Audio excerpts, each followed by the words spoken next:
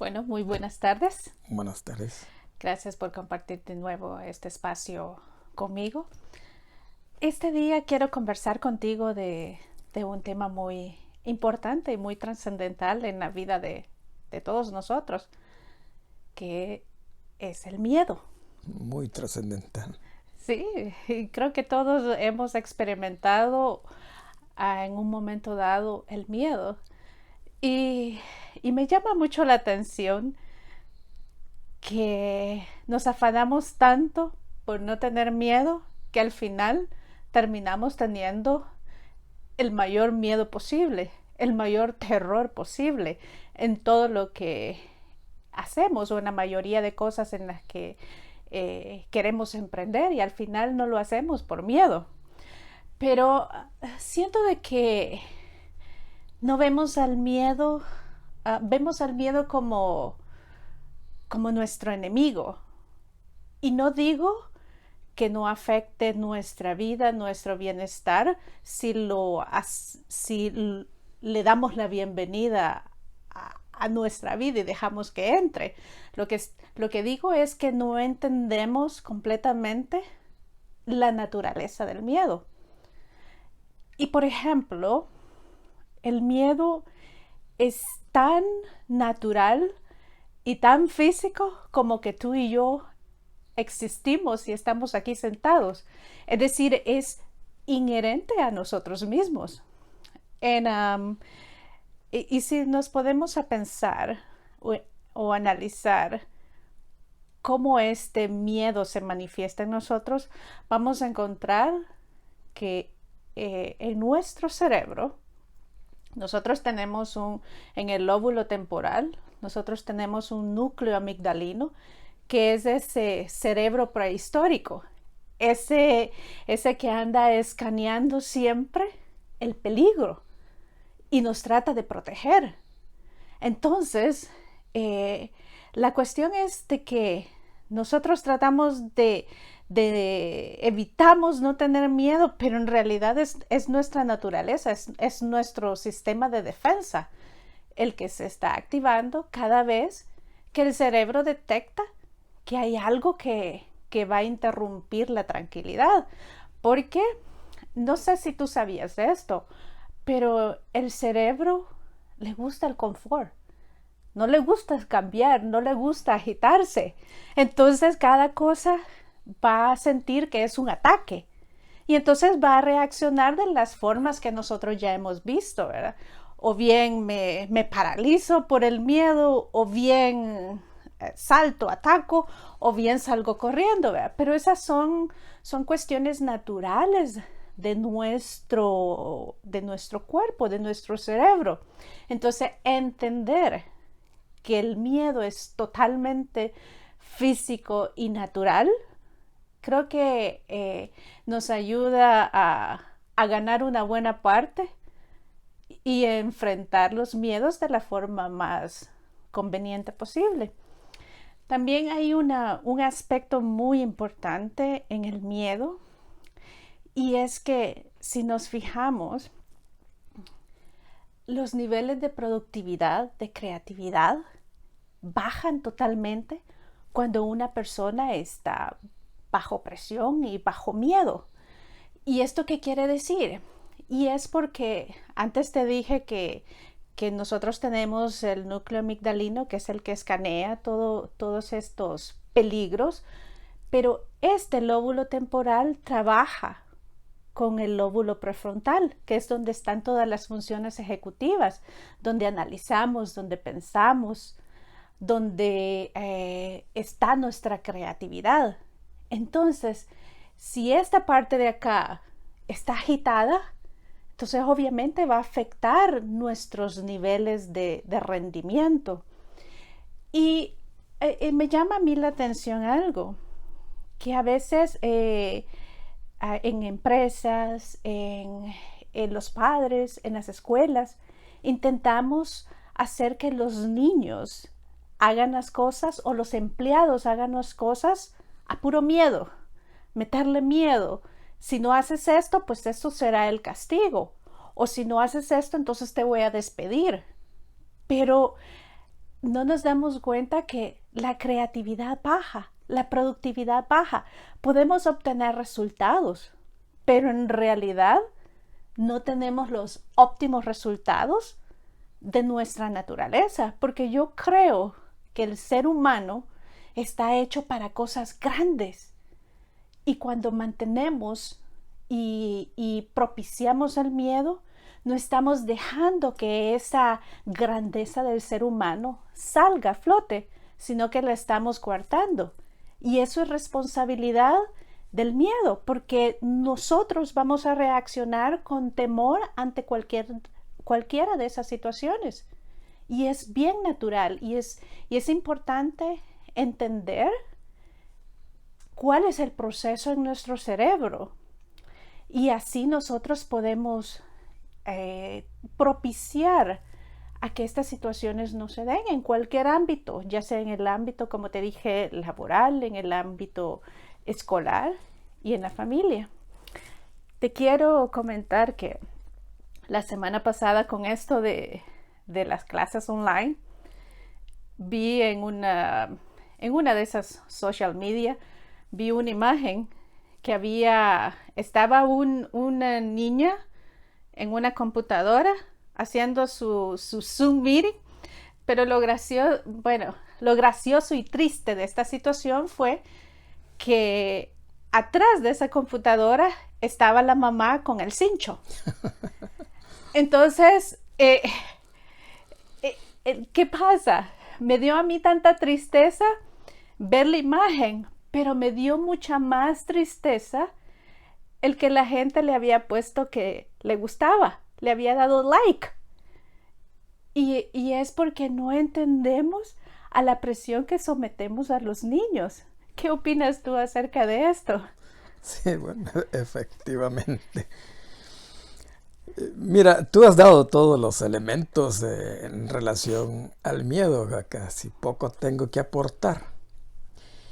He sabido, ¿no?, de que el miedo es una emoción, bueno, y que mueve mecanismos defensivos o de huida ante la percepción de un peligro, de una amenaza. Ese es el miedo. Pero es importante también lo que tú has mencionado en cuanto a la amígdala que está en el cerebro, como lo dice el doctor Puch, no en las amígdalas, ¿verdad? Es bien importante saber que nacemos con eso ya. Entonces, el miedo es parte de lo que es el instinto, ¿verdad?, que nos alerta ante cualquier situación de amenaza, de peligro. Entonces, es natural, el miedo es natural. Pero ¿qué es lo que sucede?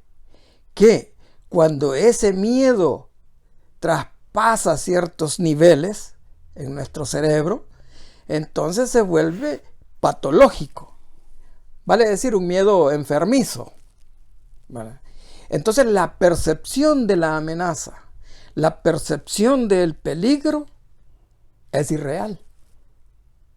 Solo es creado por nuestro cerebro, por nuestra mente. Y con eso es que debemos de trabajar. Ahora, la pregunta sería, ¿y cómo se trabaja?, ¿verdad?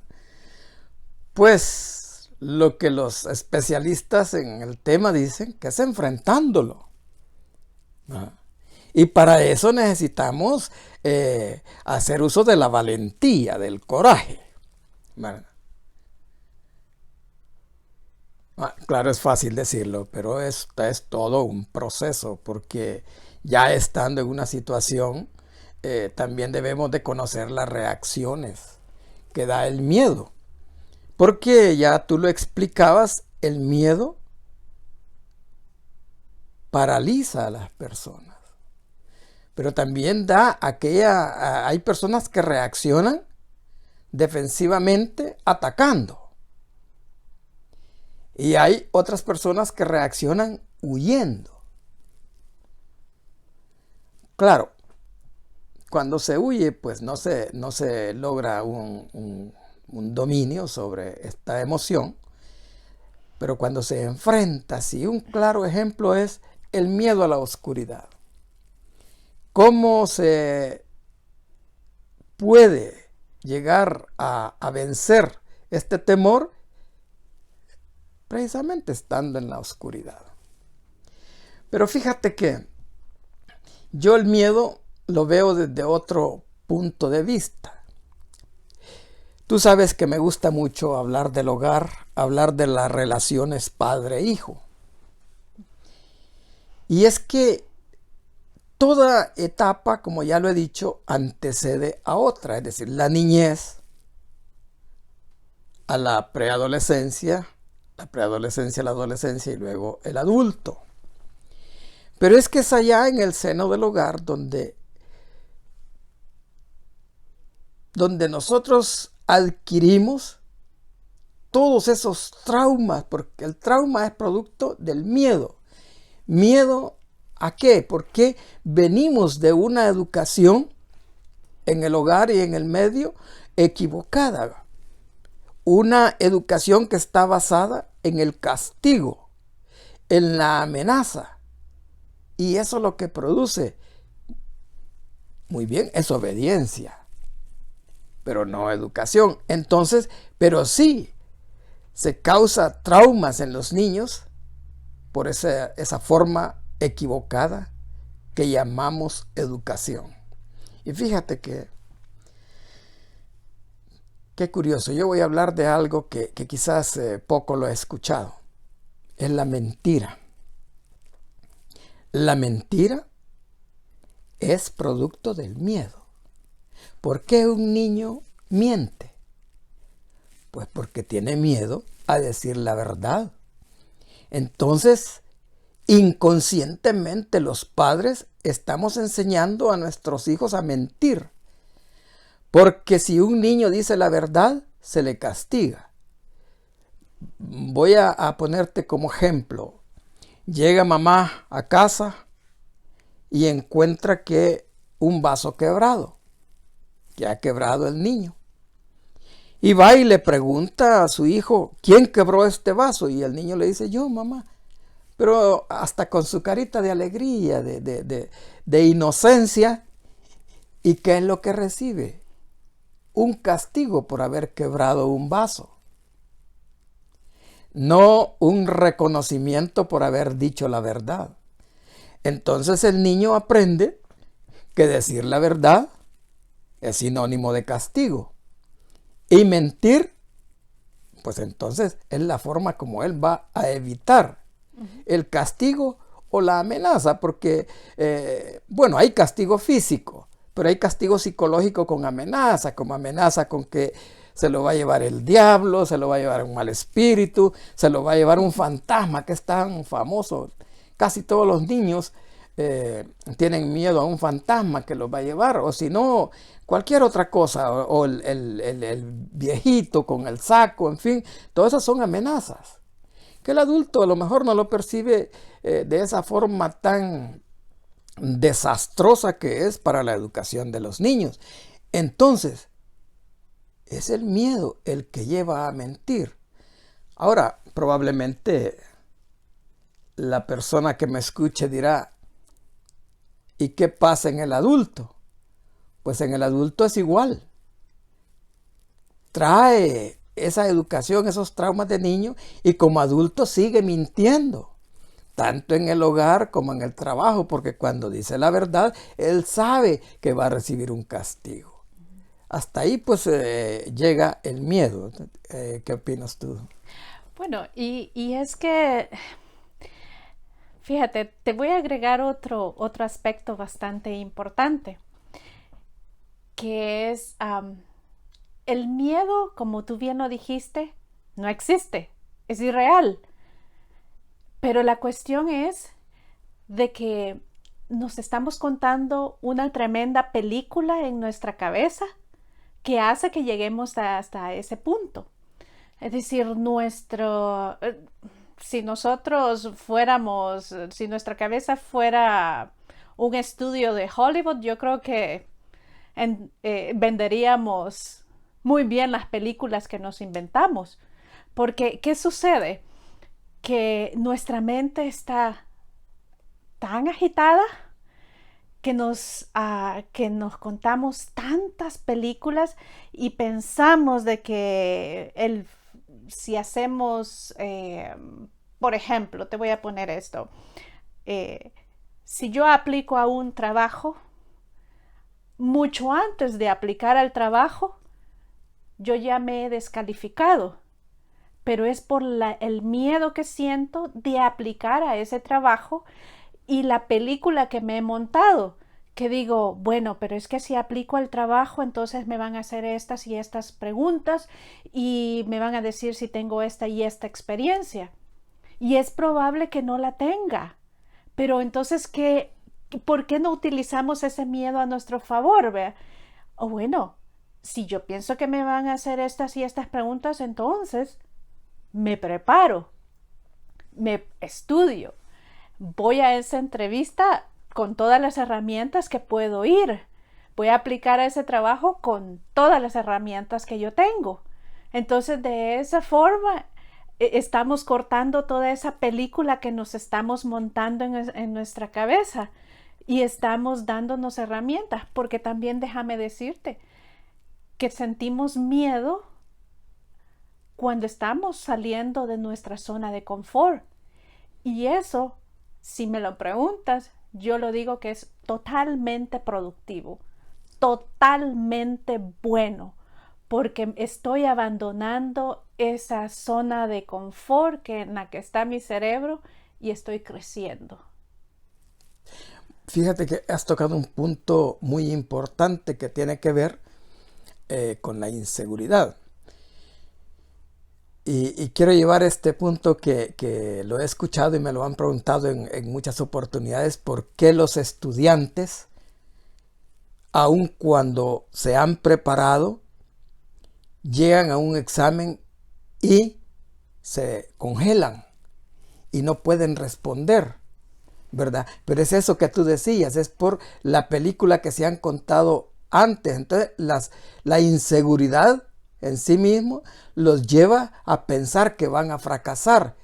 ¿Y qué significa? El miedo al fracaso, el miedo a la crítica, el miedo al que dirán, el miedo a la no aceptación en el medio, nos lleva a pensar de esa manera. Entonces no, la verdad es que, como tú decías, pues si hay un examen hay que prepararse bien y eso va a dar la seguridad.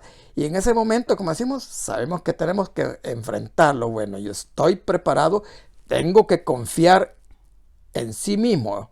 Esa es la fe, porque la fe no es hacia afuera, la fe es hacia uno mismo. La fe que tengo en mí y tiene muchísimo que ver con la autoestima. Entonces, mira qué punto más importante, perdona. También bueno, ya que mencionaste la inseguridad, si ponemos esa palabra bien fría, la inseguridad es mi miedo a perder algo. Pero, ¿y no todo es ganancia? ¿Cómo venimos a esta vida? Venimos sin nada, sin absolutamente nada. Venimos desnudos. Entonces, ¿qué esperamos llevarnos cuando finalice nuestro tiempo acá? No nos vamos a llevar nada. Entonces, aunque perdiéramos nuestro estatus, perdiéramos nuestro trabajo, perdiéramos todo, pero aún hemos ganado muchísimo, porque venimos sin nada y tenemos ahora más herramientas para salir adelante. Otro punto bien importante que tú has mencionado en cuanto al miedo y la inseguridad es que la inseguridad es producto del miedo. Y ese miedo lleva en las relaciones interpersonales, en las relaciones de pareja, lleva a los celos, que son tan destructivos. Y fíjate que los celos son nada más inseguridad de la persona que lo padece. Y curiosamente,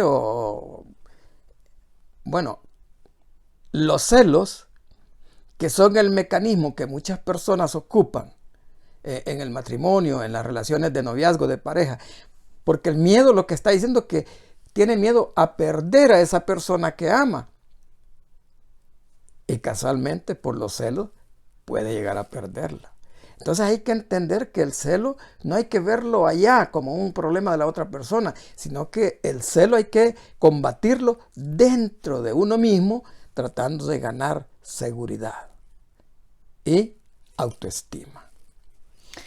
Bueno, yo creo que hemos llegado a nuestro final. Vamos a seguir discutiendo estos temas que a mí me ayudan muchísimo, como lo he dicho anteriormente. Me ayuda esta conversación, me ayuda a que mi opinión sea enriquecida con tu opinión. Así que muchísimas gracias. Y si quieres decir algo para terminar. Sí, solo déjame agradecerte por esta linda oportunidad y decirle a usted, amigo, si nos está escuchando, hable de estos temas, siéntese, platique con su esposa, con sus niños, platique con su familia sobre esto y traten de llevarlo a la práctica, porque la realidad es que el conocimiento sin práctica, pues no sirve de nada. Entonces tratemos de llevar todo esto a la práctica. No es un consejo, es una sugerencia para que usted vaya, reflexione y piense que si le conviene hacerlo, hágalo. Como ya decíamos, el expresar amor, el vivir una vida de respeto, de comprensión y de esa armonía total que es realmente el kit de lo que deben ser las relaciones humanas. Muchísimas gracias a ti por esta linda oportunidad y que todos tengan un hermosísimo día. Gracias.